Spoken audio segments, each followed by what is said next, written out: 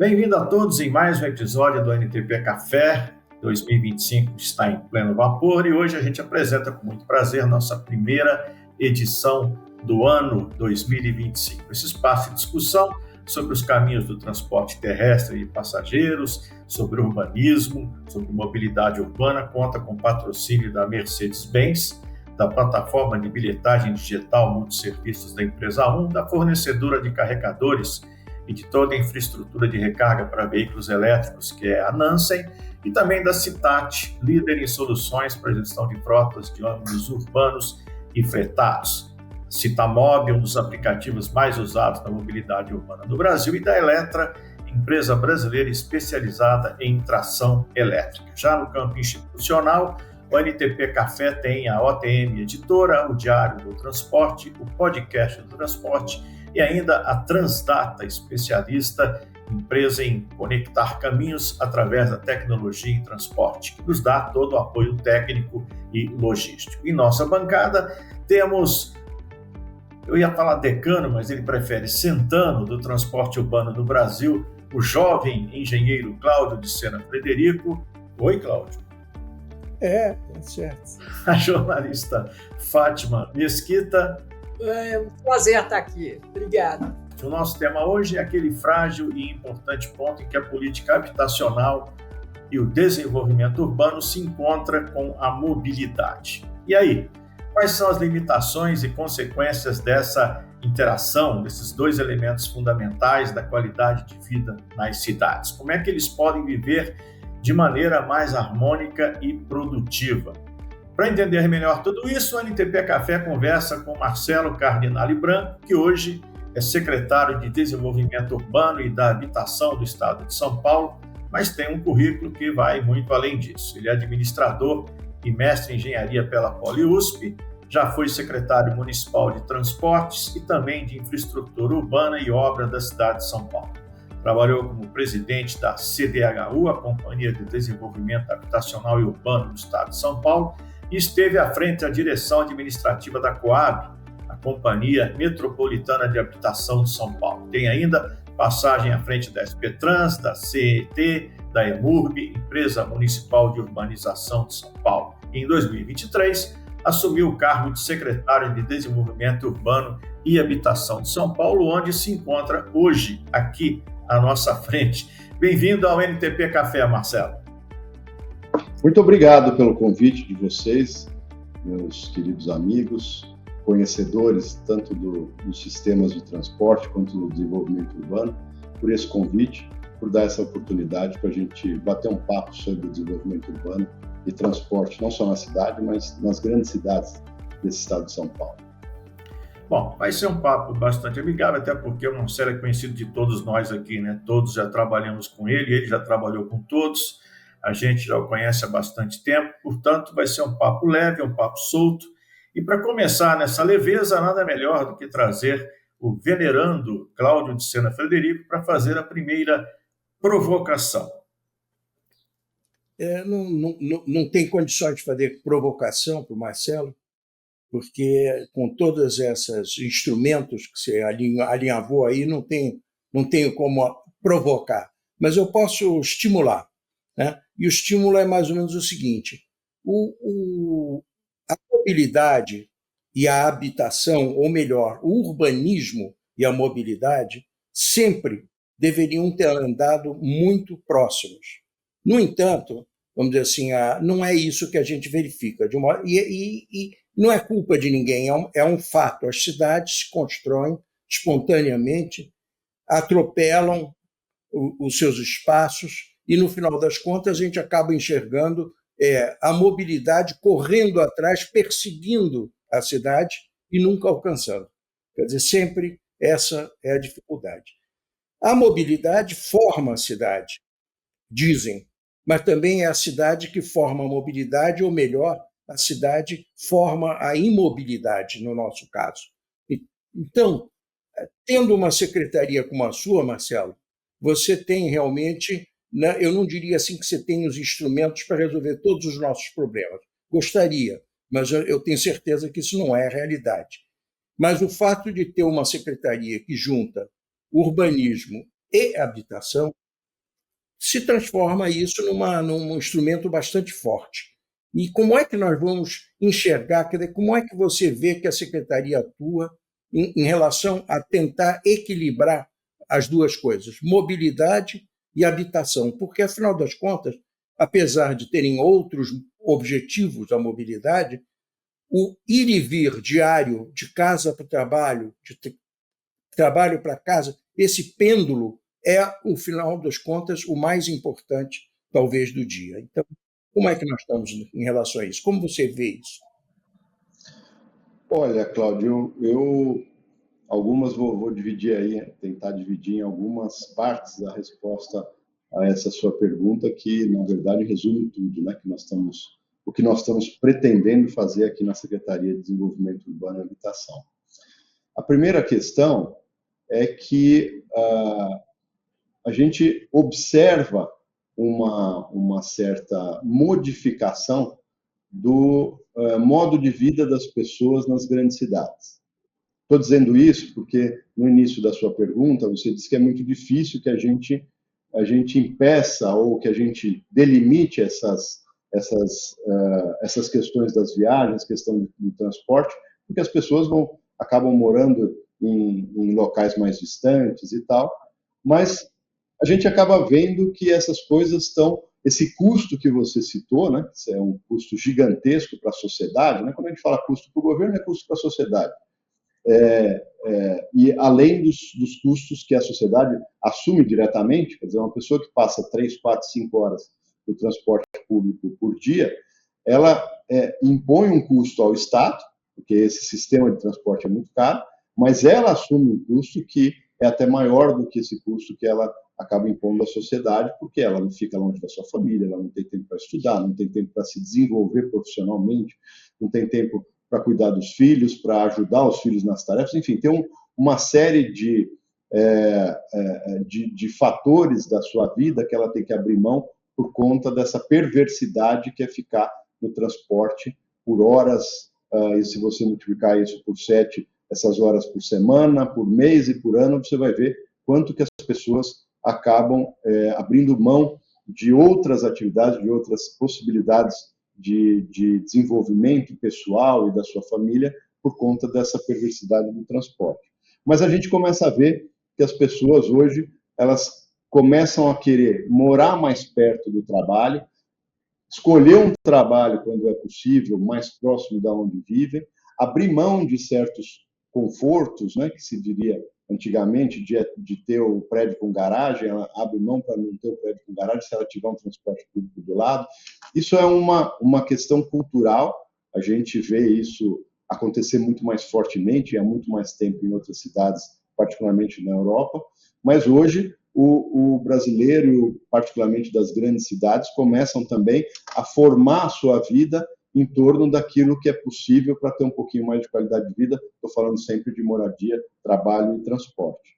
Então, eu acho que um movimento da sociedade que já começa a encaminhar as soluções da sua vida para essas facilidades ou essas possibilidades de ter uma vida mais saudável por conta de abrir mão, às vezes, de um apartamento maior ou de morar numa casa um pouco mais longe do trabalho, mas que tem ali um terreno maior, mas ele vai gastar essas 2, 3 horas para ir, 2, 3 horas para voltar. Então, o modo de vida já é uma coisa que induz um pouquinho isso, e isso é bom. Isso é bom que as pessoas tenham essa preocupação com a sua qualidade de vida, que muitas vezes a pessoa pensa, não, se eu morar numa casa maior, eu vou ter mais qualidade de vida. Isso não é verdade, né?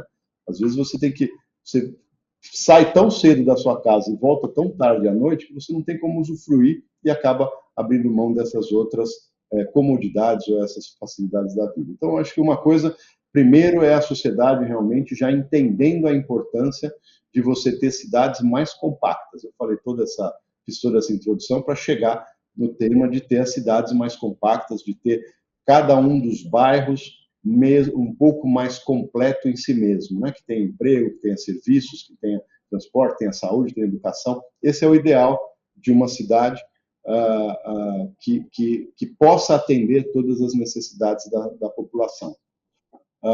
É como se a gente tivesse pequenas cidades dentro de uma metrópole, né? Esse seria o ideal aí do urbanismo, do ponto de vista de você adaptar as grandes cidades, né? Não dá para fazer tudo de novo, não dá para dizer que São Paulo vai passar a ter 1 milhão de habitantes só, mas dá para a gente buscar soluções onde as pessoas vivam em cidades de 500, 600 mil habitantes, que seriam o seu entorno, o seu bairro. Esse seria o ideal do urbanismo, né? Eu acho que o Estado, e aí falando Estado aqui, não vamos fazer nada crítico a nenhuma gestão, e é Estado também lato sensu, né? Município, Estado, governo federal, tal, enfim, a sociedade ou a administração pública, ao longo das décadas, ela se planejou ou se preparou muito pouco para esse desafio que muitas pessoas já vinham vendo esse desafio no futuro há décadas atrás. Se você me permite, Cláudio Sena Frederico é um deles, trabalhava no governo Mário Covas, e o Mário Covas era uma pessoa que tinha essa visão de você já ter um planejamento adequado dos transportes em relação aos outros serviços públicos. Então, a gente já há décadas atrás já se visualizava que no futuro essa situação das grandes metrópoles brasileiras, e particularmente aqui no estado de São Paulo, se tornaria uma coisa inadministrável do ponto de vista tanto de custo quanto de qualidade de vida da sociedade, quanto enchente, todos esses problemas que a gente vê que tem muita relação com a falta de desenvolvimento urbano planejado ao longo do tempo. Então, o que nós nos propusemos a fazer, e concordo com você que é um desafio extremamente grande, a gente não pretende resolver nada dessas questões em curto espaço de governo, mas é de começar de novo a planejar um pouco mais essas ações, né? Se hoje a gente tem uma situação que é praticamente insustentável nas grandes cidades, dessa qualidade de vida, né, a gente tem que sempre olhar para o futuro. Se nós não podemos fazer hoje, vamos tentar fazer um projeto que possa ser diferente o futuro, daqui 20, daqui 30, daqui 40 anos. Ah, Marcelo, mas 30 anos é muita coisa. Mas você vai ver os seus filhos, vai ver os seus netos. Se a gente não começa a plantar uma semente daquilo que é adequado, daquilo que a gente vê que é mais saudável para a nossa sociedade no futuro, a gente não resolve nunca. Se tivesse plantado isso há 30, 40 anos atrás, estaria colhendo hoje cidades muito mais saudáveis. Então, a ideia do governo, do governador, de recriar uma Secretaria de Desenvolvimento Urbano junto com a habitação, e veja que é uma Secretaria de Desenvolvimento Urbano com habitação particularmente, mas nós temos aqui um instrumento que é um conselho chamado SIDURB, que é o Conselho de Desenvolvimento Urbano do Estado de São Paulo, e que está nessa secretaria, onde os projetos que são estruturais do governo, das cidades, particularmente das regiões metropolitanas, passam por aqui. Então, hoje a gente tem aqui um ambiente, tem um fórum para discussão entre os secretários, entre os gestores dessas secretarias, de projetos que tenham interface com mais de uma secretaria. Então, os projetos de transporte público, também os projetos de desenvolvimento, de tratamento das águas, de enchente, ou seja, aqueles projetos que têm em várias secretarias, têm interface entre si e têm a ver com planejamento urbano, nós temos hoje um conselho que é coordenado por essa secretaria e que tem essa discussão entre todas as secretarias. Então, de um lado, é uma coisa desafiadora, mas que eu acredito que é a retomada do planejamento do desenvolvimento urbano no estado de São Paulo.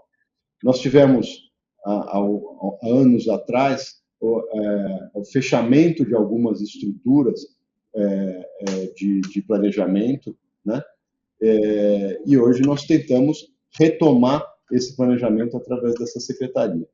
Então, eu vejo, de um lado, para a gente focar um pouquinho na resposta do que você perguntou, de um lado é planejamento. Então, nas cidades onde os problemas ainda não chegaram no nível do tamanho dos problemas que chegaram em São Paulo e nas outras regiões regiões metropolitanas, é a gente administrar um pouco melhor, ter um pouco mais de planejamento, um pouco mais de visão de futuro, do que a gente quer que sejam as nossas cidades, do formato que a gente quer viver, do formato que a gente quer a infraestrutura para que atenda aquela necessidade do projeto de vida, digamos assim, que todos nós temos. Nas cidades grandes, nas grandes metrópoles, nas regiões metropolitanas, é um pouco tentar coordenar os projetos existentes para mexer no avião já voando, não tem outro jeito. A gente concentrar um pouco de áreas verdes, onde nós fazemos os empreendimentos, trazer para dentro desses empreendimentos maior infraestrutura. Então, quando a CDHU faz hoje um empreendimento, ela já faz próximo de estações de metrô. Nós estamos, por exemplo, com um programa que é o Casa Paulista CCI, que é uma das modalidades do Casa Paulista, que o Estado ajuda as pessoas, com subsídio, a comprarem suas unidades habitacionais em empreendimentos que já estão aí no mercado, que são para baixa renda naturalmente. Dentro desse CCI, hoje nós estamos atendendo na cidade de São Paulo empreendimentos que têm no máximo 500 metros de distância de estação de metrô. Muitos deles não têm garagem, eles contam o seu apoio no transporte público. E estamos atendendo pessoas com 2,95 salários mínimos na cidade de São Paulo, com a média em 1,95 salários mínimos. Então, a gente vê que a gente está conseguindo, com esse primeiro esforço, que o mercado construtor primeiro se prepare, porque está lançando esses empreendimentos próximos de estações de metrô e tal, e que a gente, com o subsídio, está conseguindo fazer com que essas pessoas venham morar em áreas mais centrais e que se apoiem a sua vida aí, tanto na infraestrutura já existente, você conhece, nós inauguramos aqui no Brás, nessas regiões mais centrais, tem toda a infraestrutura e a família se apoia aí no transporte através dos transportes públicos. Então, eu acho que é um planejamento olhando para frente, né? O Alexandre trabalhou comigo aí há muito tempo atrás e durante bastante tempo em um escritório que era do Adriano, que era um grande planejador, uma das pessoas as maiores referências aí na administração pública. Cláudio também conheceu, Fátima com certeza também, Adriano Branco. E ele era muito fã de um planejador que chamava-se, já faleceu, Joel Barker. E esse Joel Barker dizia que para qualquer instituição, e para governo isso não é diferente, a gente deve começar a pergunta dizendo o seguinte: o que é que eu não posso fazer na minha organização, ou na minha cidade, ou no governo, mas que, se eu conseguisse fazer, mudaria o futuro das pessoas que aqui vivem, né? Então, é começar um raciocínio de trás para frente. Como é que eu gostaria de viver? Né? E como é que eu chego nesse gostaria de viver? Porque se eu começar a olhar os projetos, eu vou dizer, não, isso não dá para fazer, isso é muito caro, aquilo é muito difícil, isso aqui historicamente não foi feito assim, então para mudar a cultura é muito diferente, muito difícil. Mas a proposta desse planejador era o inverso, era olhar para frente e dizer, como é que eu quero que seja daqui 10, 15, 20 anos? Quero que seja assim. Tá bom, como é que eu faço para chegar lá? Ou seja, aí eu vou ver que se aquele é o desejo da sociedade mesmo, é um desejo coletivo, passa a ser um sonho comum, e aí todo mundo começa a ver no seu ambiente que não é tão impossível chegar naquele futuro se cada um cumprir ali um pedacinho da sua missão e a gente caminhar em conjunto para uma visão de futuro comum.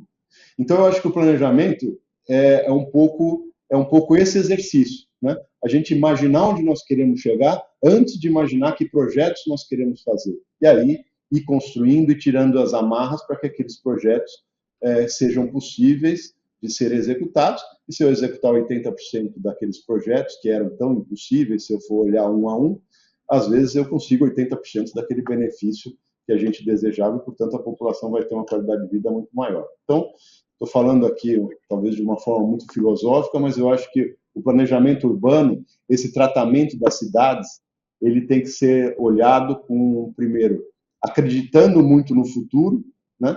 E também confiando muito de que nós temos condição, com o país que nós temos, com as cabeças que nós temos aí trabalhando em todas as áreas do conhecimento, nós temos condição de levar essa população a ter uma qualidade de vida melhor, que no fim, ao fim e ao cabo, o que interessa à administração pública, ter a população vivendo de forma mais saudável e mais feliz, né? Eu acho que essa que é a nosso raciocínio. Então, essa é a missão da nossa Secretaria de Habitação e Desenvolvimento Urbano. De um lado, não esquecer que nós temos que construir casa, de entregar empreendimentos, porque tem um chão de fábrica aqui para cuidar. Mas também, de outro lado, olhar o futuro e olhar e acreditar que o futuro pode ser muito melhor do que foi no passado, do que é o presente. Marcelo, você lembrou bastante do Adriano Branco agora, e eu lembro quando o Adriano foi, né, o primeiro secretário, de fato, de habitação do Estado de São Paulo. Até então, era uma secretaria extraordinária, né? Em 86, foi transformado, então, em secretaria institucional, com orçamento próprio e tal.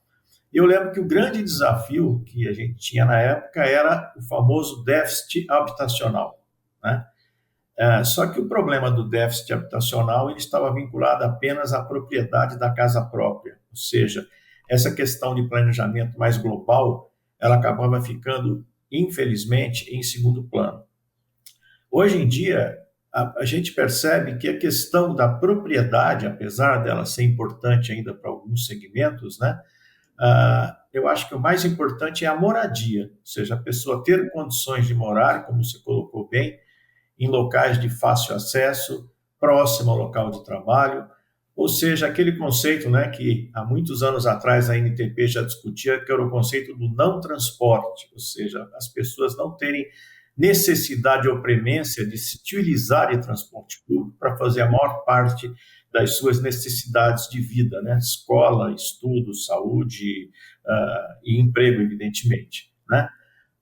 No instante que você traz para dentro da questão habitacional a questão do urbanismo, que eu acho que essa que é realmente um grande desafio, que é juntar essas duas unidades, é juntar essas duas principalidades.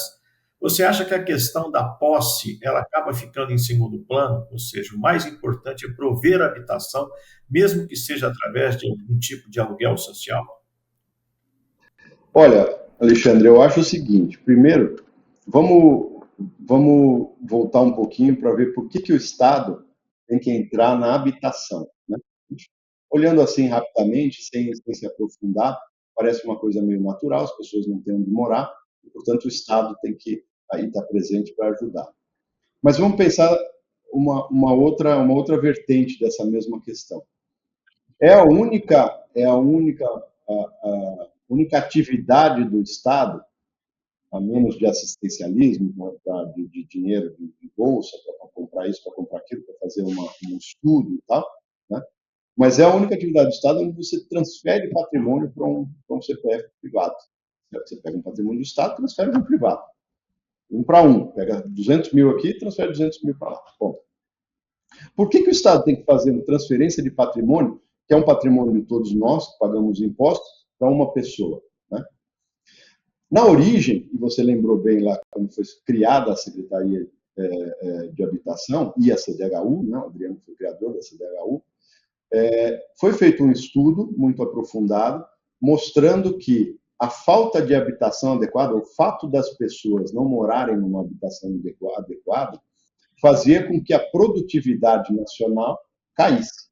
Quer dizer, uma pessoa que não tem onde morar, ela mora numa favela, ela mora no córrego, mora no meio do esgoto, à noite começa a chover, ele tem que recolher os filhos, abrir um guarda-chuva, porque não sabe se a casa vai cair ou não.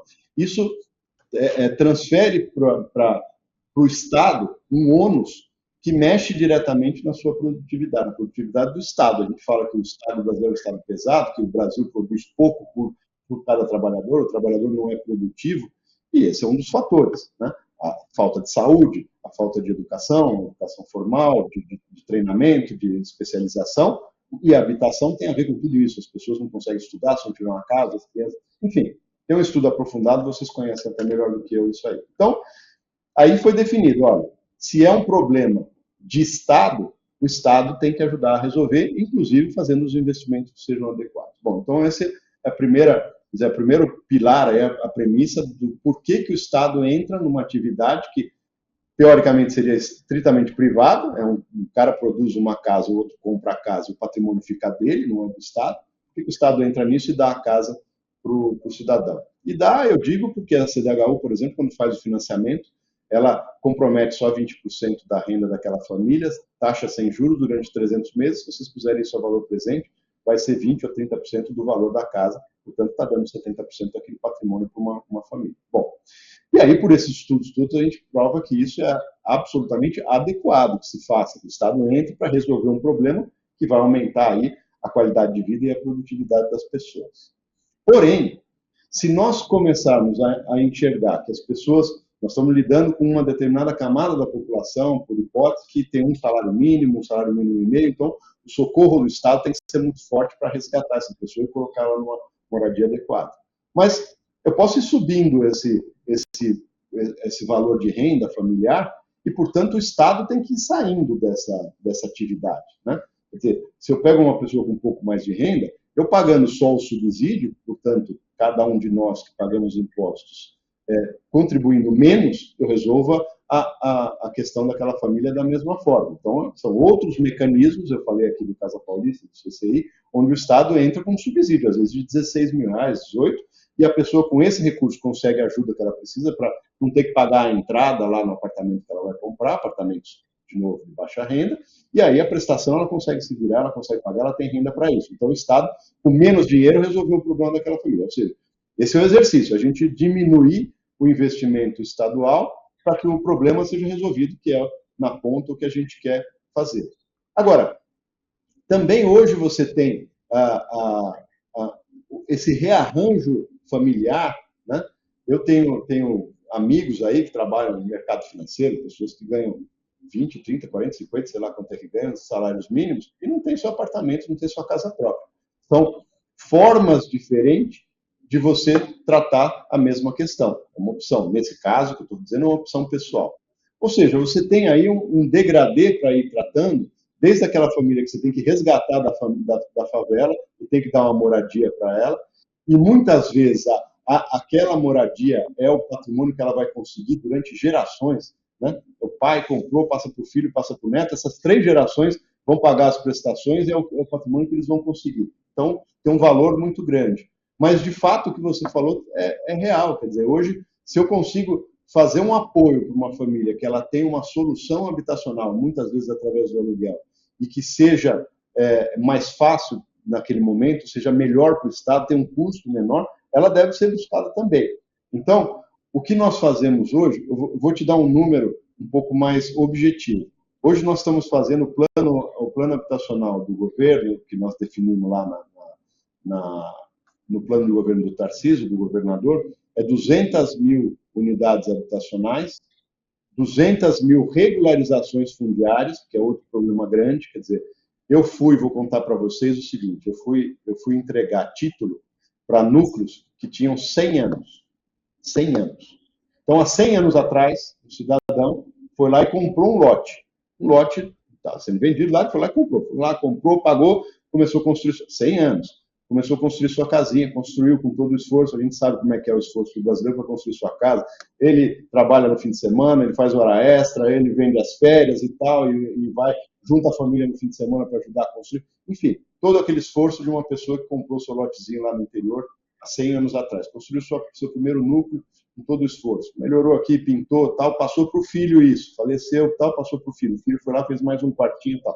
Enfim, isso está na 3ª ou 4ª geração. E ele não tinha o documento. Quer dizer, é o esforço de uma família durante 3 ou 4 gerações e que eles não têm, de fato, a propriedade daquele imóvel. Essa família, durante essas 4 gerações, esteve sempre com aquele fantasma na cabeça de que um dia vão chegar aqui e vão tomar isso aqui meu, porque eu não tenho documento nenhum, tá certo? Esse cara está no déficit habitacional, ele não tem a moradia. Quando você vai lá, primeiro, sendo regularizado, não vamos chegar lá e fazer de qualquer forma, sendo regularizado, tendo esgoto, tal, a gente foi lá e regularizou, tinha 100 anos o empreendimento, você regularizou. Então, nosso plano de metas, 200 mil regularizações fundiárias. Já entregamos até dezembro 117 mil, mais da metade. E 200 mil novas habitações, em 2 grandes pacotes. E o total de atendimento, 500 mil. Ou seja, tem 100 mil atendimentos que vão ser de outras formas, respondendo um pouco a sua pergunta. Então, vai ter aluguel social, vai ter reforma da casa do cidadão. O cidadão está com uma casa que é insalubre. Você acompanhou comigo lá na Secretaria de Infraestrutura, quando nós fizemos um amplo programa de reformas de todas as escolas de São Paulo. Era ir lá, resolver banheiro, resolver cozinha, resolver vazamento, ou seja, a gente fez com que as escolas tivessem salubridade para as crianças. Agora nós estamos fazendo com que essas casas, que muitas vezes não tem banheiro, eu fui aqui em núcleo, que eram 4 casas, não eram 4 quartos, 4 casas dividindo um único banheiro no meio. O que nós vamos fazer? Vamos lá e fazer um banheiro para cada um, não precisa dar uma casa para cada um, é resolver o problema. Então, na medida do necessário, a gente tem que chegar em 500 mil atendimentos habitacionais para cumprir a nossa meta de governo. Você falou em déficit habitacional. O déficit habitacional hoje, nós estamos atualizando todos os dados, João Pinheiro, pegamos todos os dados dos vários institutos, nós estamos considerando isso em 946 mil, o déficit habitacional no estado de São Paulo. Se nós conseguirmos fazer 200 mil novas unidades, 200 mil regularizações fundiárias, e 100 mil outros atendimentos, fica claro que pela primeira vez em décadas nós vamos de verdade baixar o déficit habitacional, porque os números são muito significativos. A gente tinha aí, estava vendo em outros governos anteriores, sem demérito de ninguém, são questões de políticas habitacionais diferentes, mas de fazer 30, 40, 25 mil a cada 4 anos. Nós estamos nos propondo a fazer 200 mil novas habitações, 200 mil regularizações. Então, de novo, Alexandre, a gente buscar solução em várias alternativas, não precisa ser dar uma casa para cada um, tá certo? De forma que as pessoas tenham condição de viver dignamente com o mínimo recurso público que a gente possa aplicar. Secretário, eu queria só, antes de mais nada aqui, esclarecer. Quando o senhor fala em 946 mil, são unidades, pessoas? Famílias, ok. Agora, eu queria voltar um pouquinho ali atrás, onde você estava conversando um pouco sobre a filosofia, né? Assim, você estava falando que era uma questão um pouco filosófica em relação ao desenvolvimento urbano. E uma coisa que eu acho que mudou um pouco o jogo, e eu sempre fico pensando agora, que as mudanças elas são muito rápidas e muito intensas, em todos os níveis, né? Você está mexendo numa tecnologia e vem um negócio e muda o jogo todo. Eu acho que talvez no transporte, por exemplo, a gente pode falar aí da pandemia, que foi uma grande mudança de jogo, né, a chegada dessas coisas por aplicativo e tudo mais. Uma coisa que me chamou a atenção, por exemplo, foi uma vez a gente estava conversando com o pessoal de Curitiba, e eles falando que eles tinham um corredor lá e tal, e que eles agora estavam revendo esse corredor porque tinha havido uma mudança de comportamento das pessoas em relação ao uso daquele corredor. E eu fico pensando muito nisso, assim, como é que se faz hoje esse planejamento quando a gente hoje tem mudanças enormes de comportamento, mudanças enormes na maneira como a gente vive e também a questão da mudança climática. Como é que a gente joga agora com o futuro nessa coisa que me parece muitas vezes hoje imponderável? Eu acho que 40 anos atrás, talvez o jogo fosse um pouco mais claro. Como é que o senhor pensa isso? Como é que o senhor vê isso? Olha, essa é a pergunta de $1 milhão aqui para a gente, para imaginar como é que vai ser o nosso futuro. Eu acho o seguinte, um pouco da teoria ou do encaminhamento da NTP do não transporte, né? Quer dizer, como é que a gente faz para se organizar para que as pessoas não precisem ser transportadas? O não transporte não significa não levar as pessoas que precisam, mas sim que elas não precisem desse transporte, né? Eu acho que, por exemplo, depois da pandemia, nós tivemos, de fato, um ganho muito grande com home office, por exemplo, né? Se a gente, isso é um pouco de observação, não vou falar aqui de números, porque poderia até levantar isso para a gente depois mostrar. Mas, por exemplo, antes da pandemia, quando eu fui secretário de transporte, a sexta-feira era um caos na cidade de São Paulo, que era um pico de circulação, de congestionamento gigantesco. Eu não tenho observado, mas aí volto a dizer empiricamente aqui, que a sexta-feira esteja tão diferente dos outros dias, né? Talvez os outros dias pioraram um pouco, mas um pouco mais homogênea essa distribuição do trânsito ao longo da semana.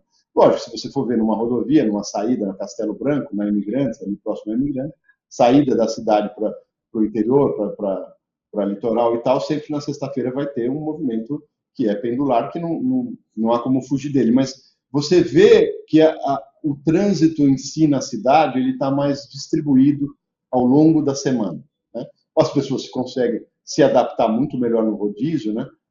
Por conta do home office, acerta lá que uma vez por semana fica em casa, pega o dia do rodízio e tal, e isso é distribuído um pouco mais ao longo da semana. Eu acho que essas coisas são muito positivas, né?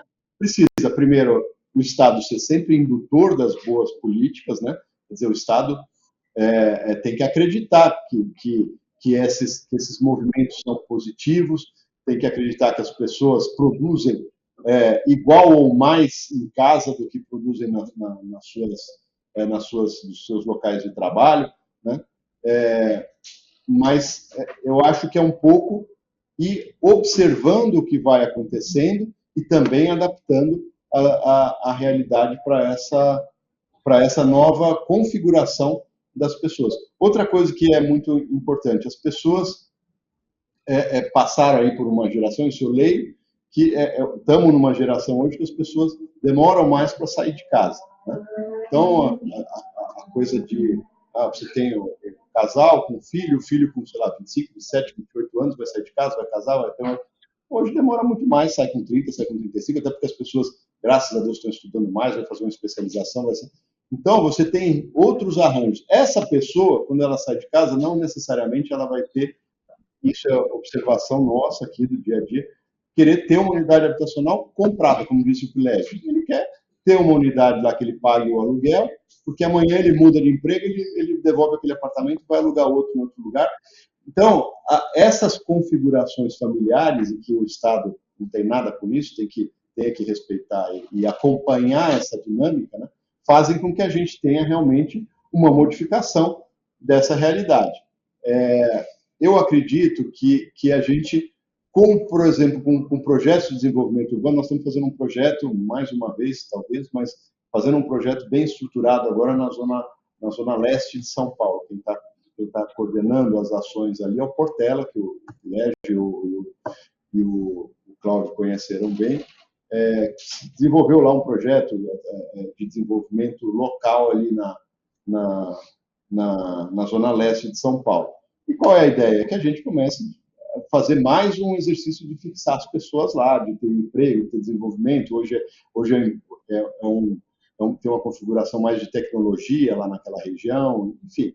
A gente começar a mexer nessas coisas.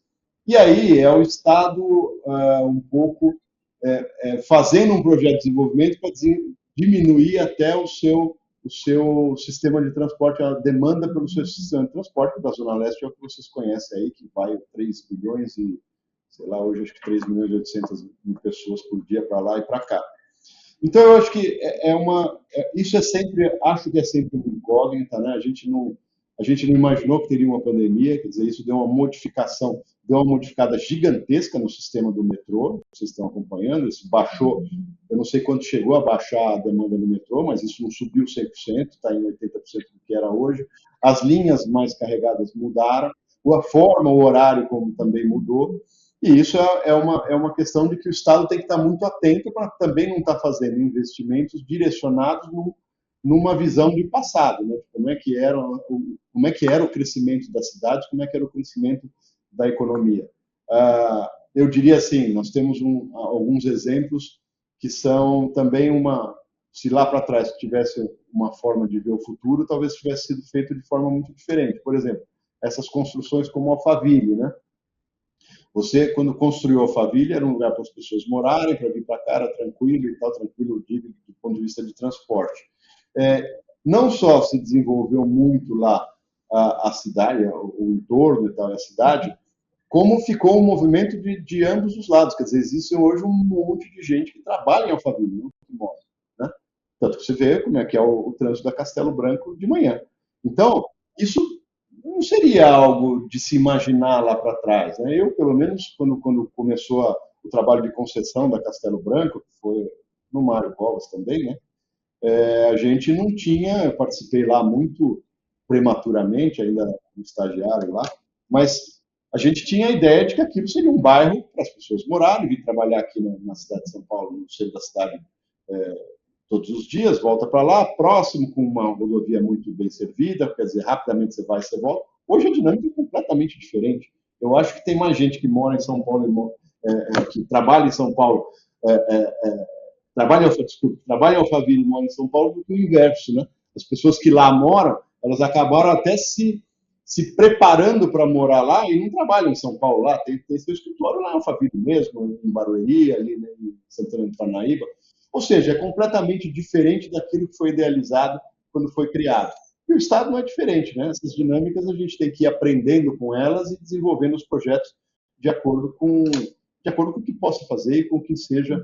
Mas eu acho que sempre voltando na primeira fala, no primeiro capítulo nosso, quando o Colégio e o Cláudio me cutucaram aí, eu acho que o importante é que a gente tenha visão de futuro. Nós queremos ter cidades mais compactas, queremos ter as pessoas com maior qualidade de vida, e para isso a gente vai ter que aprender a cada tempo, de tempos em tempos, modificar a nossa visão, mas que esse seja o foco, né? Não que você tenha outra pretensão que não seja a qualidade de vida das pessoas. E essa relação de transporte e trabalho, desenvolvimento urbano e locais de moradia sempre vai existir. E quanto mais compactas forem as cidades, quanto mais próximo a gente conseguir ter emprego de serviços e moradia, melhor será sempre. Bom, eu só queria fazer um parênteses antes do Cláudio fazer uma observação. Eu queria dizer que você tem uma sorte muito grande. Por quê? Porque acontece nessa área que você está uma coisa que é rara acontecer em órgãos de governo. Ou seja, o setor técnico se mantém aí há 40 anos. Você falou em Zé Luiz Portela. O Portela, ele era diretor de RH da CDHU em 86. O Iapequino, na época, foi o cara que elaborou juntamente na área na área financeira da CDHU, política, né, desenvolvida pelo Adriano, chamada taxa zero, né, ou seja, juros zero para habitação, o desenvolvimento da lei do ICMS. Você tem o Antônio Márcio Costa, que durante todo esse tempo ficou aí dando consultoria na área. Ou seja, você está à frente de um organismo que manteve uma equipe técnica de altíssimo nível e, o que é mais importante, uma equipe técnica que está há 40 anos trabalhando e, portanto, ela sabe direitinho o que já foi passado, né? O que, portanto, pode ser um futuro. E você, que esse tempo todo esteve ao lado do Adriano e durante esse tempo todo também atuou nessa área, em outros governos, também participou disso. Ou seja, você é um sujeito de muita sorte, além de ser um cara competente. Cláudio, sua vez. Olha, Marcelo, eu queria levantar um ponto seguinte. Eu vi um documento Tipologias Urbanas Modulares, um documento produzido aí pela sua secretaria. Eu fiquei realmente, vamos dizer assim, admirado com a qualidade do documento, com a amplitude do assunto, com que foi abordado, com seriedade, né? Então, eu gostaria, por um lado, que você comentasse um pouco sobre como você vê a aplicação, vamos dizer assim, desse documento. Até que ponto você acredita que nós vamos realmente poder aplicar, se beneficiar e etc., de um estudo desse tipo, porque eu realmente gostei muito. Por outro lado, eu queria comentar um fato, que é o seguinte: Uma das grandes dificuldades de tudo isso que nós estamos falando aqui é o seguinte fato, é que, por exemplo, quando a gente fala sobre uma política que tem toda a racionalidade, a concentração da cidade, eu, como carioca, que nasci e habitei basicamente a zona sul do Rio, a zona sul do Rio é o exemplo disso. Copacabana é o exemplo disso. É um bairro que eu praticamente não fazia tudo a pé, né? A ideia hoje, naquela época, não havia quase carro, né? Então, hoje, a questão é a seguinte: quando você concentra os lançamentos imobiliários ao longo da linha do metrô, há uma interrogação que é o seguinte: até que ponto a linha do metrô já não está saturada? E até que ponto os empreendimentos imobiliários em torno da linha do metrô realmente trazem passageiros ou trazem carros?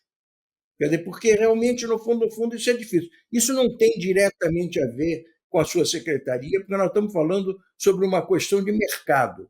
Mas é uma preocupação que eu tenho, porque na medida em que isso ocorre próximo à cidade, aonde a cidade deveria se concentrar, mas deveria se concentrar com pessoas que, de fato, ou andam a pé, ou andam de bicicleta, ou andam na rua, né? E isso não acontece, isso é como se fosse uma pasta de dente. Quer dizer, você vai espremendo e o pessoal que, vamos dizer, de menor renda, vai indo para a ponta, vai cada vez indo mais longe, aonde não tem metrô, né? Eu moro em Cotia, não tem metrô. As pessoas aqui, muitas delas, moravam antes mais perto de São Paulo e hoje moram mais longe, né? Então, quer dizer, são duas perguntas. Uma, como é que a gente consegue domar ou melhorar as boas intenções? Mas a segunda pergunta é: aproveita e, por favor, comenta sobre esse belíssimo trabalho que foi feito e até que ponto, como você vê a aplicação dele. Olha, Cláudio, eu diria o seguinte: eu acho que cada uma dessas ações elas têm que ser completas e cada vez mais aprofundadas. Então, a gente estou falando ainda das estações de metrô próximo dos empreendimentos, né? Não basta você ter uma estação de metrô, isso o Alexandre participou de um esforço muito grande que eu fiz lá na Secretaria de Transportes nesse sentido. Não basta você ter uma estação de metrô a 300 ou 400 metros da onde você mora e ter uma estação, supondo que tenha, não estou falando de Cotia aqui, estou falando que você tem uma estação de metrô a 400 metros de onde você mora e tem na outra ponta uma estação a 300 metros de onde você trabalha. Mas não basta isso se você não tiver como andar esses 400 metros. São Paulo é uma cidade que não tem calçada, certo? Tem buraco, tem... Bom, vocês conhecem melhor do que eu. Então, a gente precisa começar, ou isso começar que eu digo é que a gente se aprofunde nesse exercício. Precisamos tratar a mobilidade desde o início até o final. Quer dizer, é o trajeto que nos importa, né? Então, por que eu estou dizendo isso? Eu comecei a discutir, por exemplo, com o presidente do metrô, a possibilidade da gente ter planos diretores. Lá na época que eu estava citando aí do Pilégio, nós fizemos o programa de proteção ao pedestre na cidade de São Paulo, baixou 36% o número de mortes no centro expandido por atropelamento. O que era? Era simplesmente um tratamento, primeiro, fazendo as pessoas respeitarem a faixa de pedestre, os motoristas, também o básico do básico do básico. Mas, mais do que isso, a gente criando um pouquinho de infraestrutura para o pedestre. Então, pegava rotas que tinha bastante fluxo de pedestre e colocava faixa de pedestre, colocava o semáforo com o tempo adequado para as pessoas atravessarem a via, ou seja, aquela infraestrutura mínima, né? Se nós tivermos essa visão no entorno das estações do metrô, digamos que do centro da estação do metrô você pegue 300 ou 400 metros para cada lado, e tiver um tratamento adequado da cidade para que as pessoas circulem esses 400 metros a pé, eu tenho uma realidade. Se eu não tiver isso, eu tenho outra realidade. Uma pessoa, né, pega uma mulher com salto alto e tal, que tem que trabalhar com aquele ela não vai andar, nem que seja 200 metros, numa calçada inexistente, cheia de buraco e com possibilidade de cair, não ter onde atravessar. Não existe essa possibilidade. Então, ela pega o carro, por mais sofrido, por mais caro que seja para ela, vai parar no estacionamento, pagar e tal, para fazer um trajeto, porque ele é impossível de fazer. E quando você olha no mapa, fala, não, mas aqui tem metrô. Tem metrô de onde ela saiu, tem metrô para onde ela vai. Mas ela não precisa só do metrô, ela precisa chegar no metrô numa ponta, sair do metrô e chegar no final na outra ponta. Então, eu acho que a primeira coisa é que a gente considere sempre como sistema, né? Eu sair de um ponto e chegar no outro, eu tenho o trajeto a pé, tenho o metrô, tenho o trajeto a pé na outra ponta, para dizer o básico. Isso é importante. Então, nessas áreas centrais, por exemplo, é uma das exigências ou dos esforços que nós fazemos é para fazer um olhar de desenvolvimento urbano, e a gente usa o termo desenvolvimento urbano muito amplo, mas essa realidade das pessoas, voltando lá no começo da conversa, qualidade de vida, né, da pessoa conseguir sair, andar a pé, ter tranquilidade, conseguir atravessar o semáforo. Estou falando de uma pessoa, uma mulher com salto e tal, mas isso serve para muita gente, serve para mais idoso, tá certo? Serve para quem tem criança, você tem medo de andar com seu filho na rua, se não tiver faixa de pedestre, você tem que atravessar a avenida correndo. Então, você tem que dar condições das pessoas saírem da porta da sua casa, do seu prédio, e chegar na porta do seu trabalho, na porta da escola, na porta do teatro, na porta do que seja, para considerar uma possibilidade de ter realmente um trajeto feito por transporte público. Encarar só o pedacinho do metrô não é suficiente, né? As outras duas pontas a gente tem que ter. Bom, eu acho que esse exercício, eu disse que a gente está incentivando essas construções dos prédios, e temos tido muito sucesso, e vou te dizer que até, o Alexandre falou aí de tanto tempo que eu tenho aí de experiência e tal, mas eu me surpreendo com coisas, ou com soluções que a gente vê das pessoas, dos mais jovens, né? Esses prédios, eu fui inaugurar um outro dia aqui no centro da cidade, sem garagem, feito por uma construtora, chamada Plano e Plano, uma construtora que só atua na cidade de São Paulo, na região metropolitana, e eles entregaram o prédio sem garagem, zero garagem, não é que tinha 10% de garagem, zero garagem, na área central. Bom, eu fui lá entregar apartamentos pequenos, 38, 39 metros quadrados. Pode ser que me traia um pouco a memória, mas acho que não. Em torno de 50%, 48% eram mulheres comprando, solteiras. Então, você vê que o que eu quero dizer com isso? São pessoas que, de mercado, trabalhando, essas pessoas todas trabalhando, essas mulheres, primeiro apartamento, 30 e poucos anos de idade, ou até menos de 30 anos, ou seja, é uma escolha pessoal. A gente vê que é uma escolha pessoal. Eu fui lá, conversei com umas 4 ou 5 pessoas, fui entregar chaves e tal, peguei mulheres conversando, por que você mudou sua vida? Saí da casa dos meus pais, quis ter minha vida sozinho, tem que ser numa área que tenha metrô, tem que ser... Ou seja, uma opção de vida. Essas pessoas conseguiriam comprar em outro empreendimento um pouquinho mais longe, com a garagem, por exemplo. Optaram por fazer ali. Profissional liberal, uma era dentista, outra... né? Talvez a gente olhe com a nossa cultura e fale, pô, caramba, eu moraria num prédio aqui em São Paulo, que não tem garagem, não consigo ter meu carro. Eu não sei se eu moraria ou você moraria, mas eles morariam e estavam muito felizes com a opção que fizeram, e vou te dizer que a opção deles é melhor que a minha, se eu não morasse naquele prédio. Então, eu acho, de novo, aí também, voltando um pouquinho na pergunta da Fátima, né, eu acho que a gente tem que também aprender a olhar como é que a sociedade está se organizando, né? A sociedade vai mudando e a gente tem que entender. E nesse caso, para mim, uma mudança muito positiva, me surpreendeu positivamente, que tanta gente com condições financeiras de comprar um apartamento, estava pagando lá 1.900 por mês de prestação, optasse por um prédio na área central sem garagem.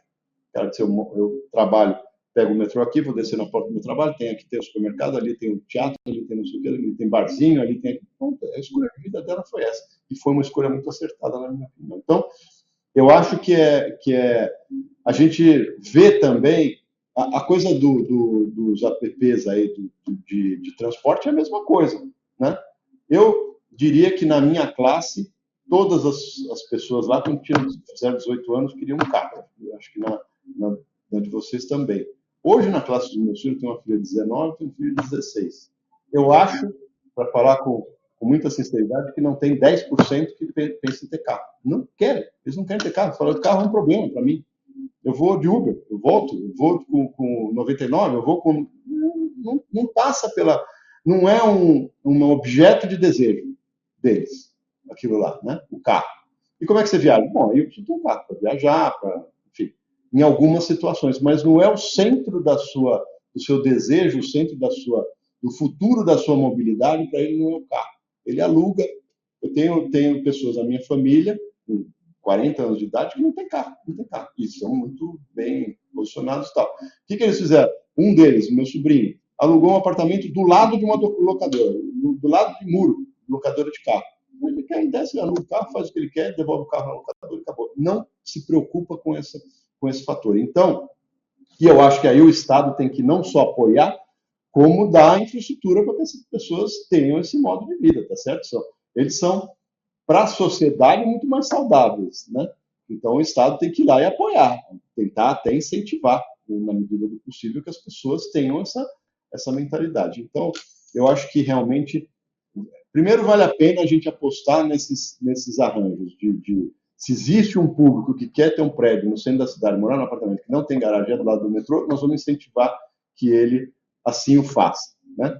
E aí a gente vai, de novo, aprendendo, vendo quem foi que a experiência deu certo de morar nesse prédio, vamos ver quem é que saiu de lá em menos de um ano e por que não se adaptou, não sei por quais motivos, talvez por esses mesmos, de não ter garagem e tal, mas quem foi que ficou feliz da vida ali, a gente aí apostar que a gente vai ter outros empreendimentos e talvez em locais que tenham uma diferençazinha aí qualquer de localização para corrigir aquelas deficiências que para aquelas pessoas que não gostaram foram importantes. Então, eu acho que esse arranjo é muito importante e acho de verdade que essa coisa do trabalho home office, dos aplicativos de transporte complementam uma política dessa de você apostar que um prédio ao lado do metrô e sem garagem ele pode ser um sucesso de venda. Secretário, eu estou com medo do Pelé encerrar aí, sem a gente conversar mais sobre esse caderno aí com as tipologias, que realmente é muito interessante, como o Cláudio levantou. E uma questão que não ficou clara para mim, navegando pelo documento, isso é uma coisa compulsória ou é só um desejo? Eu sou lá da prefeitura de não sei onde e resolvo adotar parte em todo. Como é que funciona isso do ponto de vista de aplicação? É só uma sugestão? Como é que é? Então, aí tem algumas respostas para isso que você está falando, Fátima. Primeiro é o seguinte, é um caderno que nós gastamos 2 anos nisso, não foi uma coisa que vocês viram aí a profundidade desses estudos. A gente realmente se dedicou a fazer essa sugestão, ou esse caderno básico de oferta de base de projeto aos municípios. Mas aí tem várias formas de utilização. Primeiro, nós estamos disponibilizando esse caderno para todos os municípios. Então, ele usa como ele quiser. Ele vai fazer uma praça, ele quer usar ali conceitos que tem ali, ele pega e usa, e a gente já está muito feliz com isso. Mas também nós estamos propondo neste ano, nós já vamos fazer convênio com 150 municípios para nós fazermos algumas obras no município que ele eleja, né? Então, é sempre uma parceria com o prefeito. Então, o prefeito identifica que uma determinada praça, uma determinada localidade, o que seja que ele identifica como importante para a sua cidade, e se inscreve aqui. Gostaria de fazer aqui uma alteração nessa praça central, ou nessa praça da matriz, ou seja lá onde, às vezes, dentro de um grande bairro, tem um bairro grande, gostaria de fazer uma centralidade aqui nova e tal.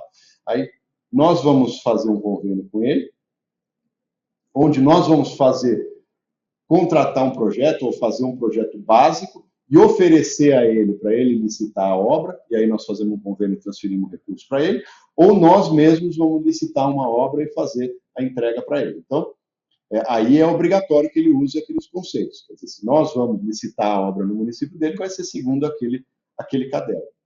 Agora, mais do que isso, o que eu estou fazendo de grande esforço é de criar uma cultura também nos empreendimentos, nos empreendedores. Então, nós temos aqui uma empresa que está lançando, terminando o projeto de um grande empreendimento, um bairro novo que vai ser feito, que vai comportar aí algo em torno de 20 mil pessoas, né?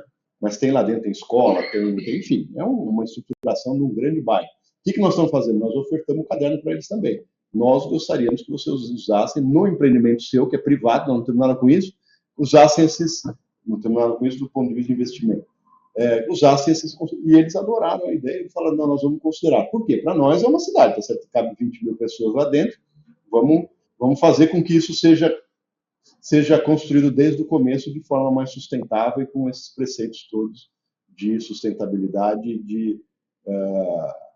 enfim, de novo, para a gente voltar naquela história da qualidade de vida. Então, a ideia é que a gente comece a influenciar não só os municípios, mas os empreendimentos, a que tenham sempre essa preocupação e essas diretrizes que nós colocamos lá no caderno.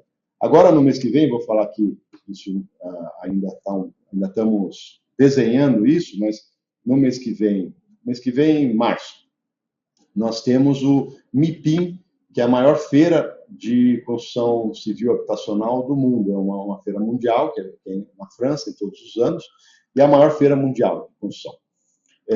E esse ano, pouco por conta de COP e tal, mas ela vai ter ali um tema transversal, que é essa sustentabilidade, essa resiliência das cidades e tal. E nós estamos querendo levar esse material para ser apresentado lá, mostrando como uma referência do Estado de São Paulo. Então, para os empreendedores, para as cidades, para os municípios pequenos, para os municípios grandes, para bairros, como eu falei aí, que a gente considere as grandes cidades como várias cidades de 500, 600 mil habitantes. Então, portanto, que essas centralidades também tenham esses conceitos todos também incorporados. Então, é um pouco, vamos dizer, primeiro passo que nós damos rumo aí ao desenvolvimento urbano de uma secretaria que foi criada muito recentemente.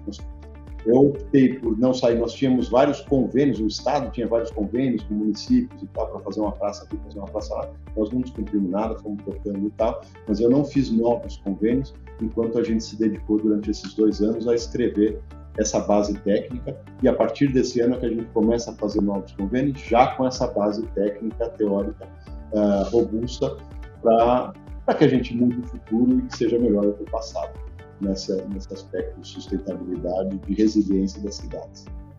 Ok. Só pela questão do que você acabou de falar, da chamada, o termo, né, que se gerou para isso, a chamada microacessibilidade, né? Ou seja, facilitar o acesso das pessoas ao metrô, ao transporte público, melhorar calçadas, em suma, né, tornar a vida das pessoas na cidade mais inclusiva, né? Só para lembrar que eu e você assinamos um artigo conjunto sobre isso, chamado Desenho Urbano e Hábitos de Locomoção, não sei se você vai lembrar disso, em fevereiro de 2017. Portanto, há 7 anos você vem batendo nessa tecla. Bom, gente, queria passar a última rodada, então, para a Cláudia fazer suas observações finais. Fátima, você também, sendo bem breve, né, não sendo mineira, por favor, a Taia, por favor, para a gente poder finalizar aqui, que o secretário tem muita coisa para fazer ainda, né? Eu queria fazer uma observação que é o seguinte, eu espero que tudo isso, Marcelo, seja o mais bem aproveitado possível. Eu vejo que o urbanismo é como se fosse um ambiente natural, ou seja, você pode botar uma cerca ali, você pode estimular para cá, você pode botar uma estradinha para lá e incentivar que a cidade vá em certas direções. É o máximo que se pode fazer e eu acho que é isso que está sendo feito, muito bem feito, e eu espero que, vamos dizer assim, São Paulo aproveite bem isso. Da minha parte, que eu tenho a dizer que eu gostei muito dessa conversa. Eu confesso que, como o Cláudio falou aí, eu li o documento, fiquei apaixonada pelo caderno de tipologia. Acho que tem uso até além. Eu mesma estou pensando em fazer um jardim de chuva aqui no meu quintal. Achei que ali tem uma aula completa, muito fácil, com planilha de Excel, lista de plantas e tudo mais. Queria te dar os parabéns, eu estou muito entusiasmada aí com o rumo das coisas. Obrigada e até a próxima. Bom, gente, então estamos caminhando aqui para os nossos finalmente. Queria agradecer a participação do secretário de Desenvolvimento Urbano e da Habitação do Estado de São Paulo. Eu posso dizer com tranquilidade, né, Cláudio? Nosso amigo Marcelo Cardinale Branco. Agradecer também aos nossos patrocinadores, o Mercedes-Benz, Empresa 1, Nansen, Citat, Citamob, Eletra. Lembrando ainda o apoio da OTM, editora do Diário do Transporte, do podcast do Transporte da Transdata, que nos dá um suporte fantástico aqui em termos técnico e logístico. E, por fim, agradecer a audiência aí de quem está nos assistindo e deixar um convite já para o nosso próximo encontro, que eu espero que seja tão bom quanto este. Marcelo, agora para suas despedidas aí, do seu até logo, até breve. Eu primeiro, muito obrigado aí pela oportunidade, pelo tempo, pela paciência.